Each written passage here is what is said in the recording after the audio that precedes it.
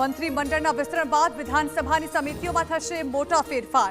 ધારાસભ્યો મંત્રી બનતા ખાલી પડેલી જગ્યામાં કરાશે નવી નિમણૂક।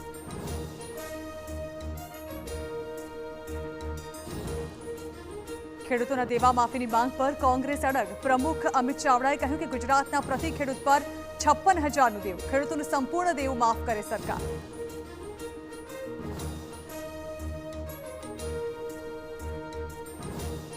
तो कृषि राहत पैकेज पर इटालियाનું विवादित निवेदन। કહ્યું કે સરકારે ઝેર ખરીદવા જેટલી આપી સહાય, સરકારે કરી મજાક।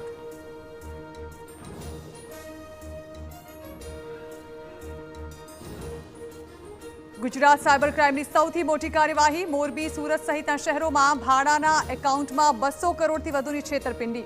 પાકિસ્તાન સાથે થયા છે નાણાકીય વ્યવહાર।